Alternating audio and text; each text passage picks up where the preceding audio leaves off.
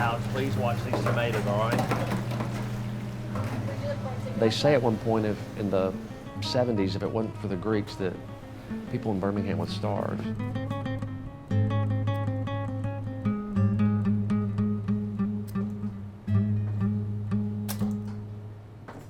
They totally had their hand in the food industry for sure. It's not just meat and threes and hot dogs. I mean, it's seafood, it's barbecue, it's all kinds of stuff.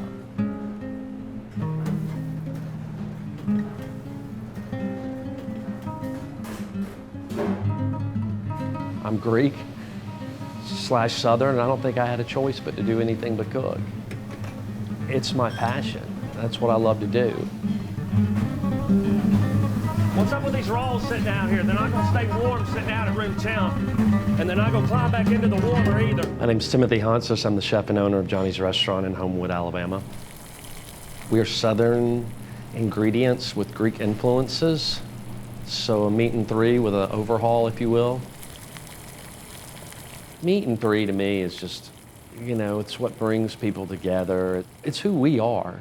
It's who we are without forgetting our Greek roots. It is who I am, I know. The name, it comes from my papu, my grandfather's restaurant in Jackson, Mississippi. That was there for 38, 40 years.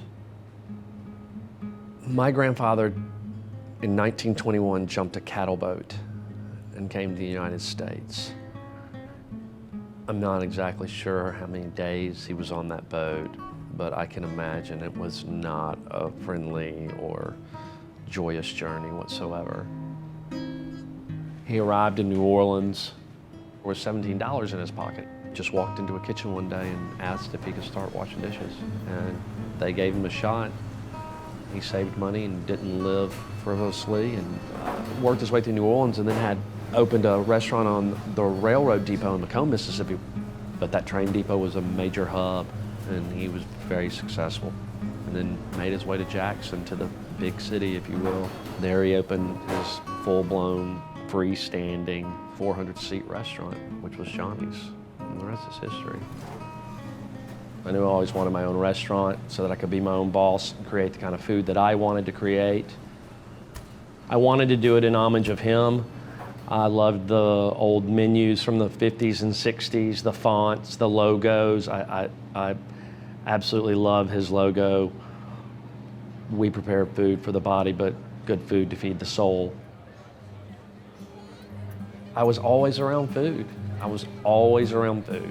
As a kid, on Friday and Saturday nights, we would always go to Greek restaurants, and my dad was always asked to come back into the kitchen, and I was expected to go back there with him as well as I wanted to, and hear the old men talk and discuss all kinds of crazy things, not just food. So I was always submerged in it, and I worked in kitchens way before I was supposed to be working in kitchens. But one job in particular, I remember that I was there to bus tables and run food. I was 13 years old. I kept gravitating back to the kitchen. I kept going back there, and I was hanging out with the guys back there. Finally, the front house manager came to me and said, "Are you gonna come out here and bus tables, or would you rather stay back here?" And I was like, "I think I'd rather stay back here." And so I started there, and that was it.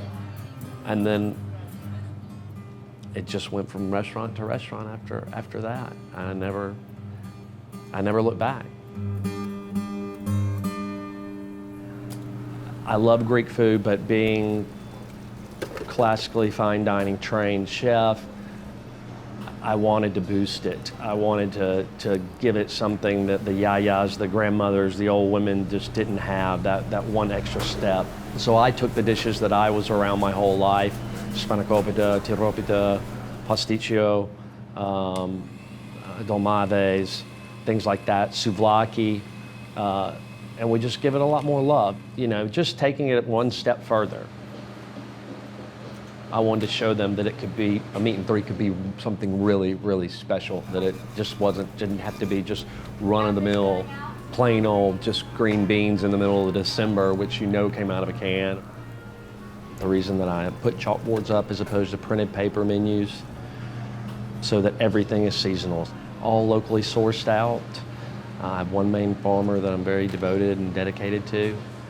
And it pushes me to be a better chef, because a lot of times in the summer I just come up here and there's all kinds of produce out on the front stoop that I didn't even order. So then I have to push and make something with it or be creative with it. It's the right way. It's how it's supposed to be done. My dad told me when I was very young, he said, son, if you're gonna do, he goes, I don't care what you do in life, but you better do it 100%. People will probably tell you differently, but I don't think that I'm the biggest people person at all. But I love to make people happy through food. I love to see their expressions. I'll sit back and watch someone that I'll know, hey, who got that pork dish? Where is she? They'll say, she's over there, Tim. And I'll just kind of wander around, I'll peer just to see after that first bite, what the expression is. Tim, your onions are on. That's why I left it a pass-through. My dad begged me to enclose the kitchen because of my mouth, but I wanted it open so that I could see everything, going on. That's why my station is in the center of the kitchen. That I can look to the left, and see what's going on, to the right, see what's going on. I can look out in the dining room and see what's going on. My favorite memories with my family and bringing people together, always.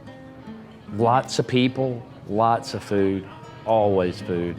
Crazy, loud, real loud. All of us in the kitchen together. Everybody crammed into a small little kitchen. My sisters rolling dolmades, grape leaves, making spanakopita, helping my mom with keftedes, carrying on tradition, carrying on the food that my grandfather taught my mom how to make. It's a challenge. I love challenges, and I want to continue to challenge myself and continue to grow this menu. It's about what goes out on the plate. That's what's most important to me. It takes precedent over anything as a chef to me. I mean, my favorite part about being a chef is making people happy through food. Good to see you.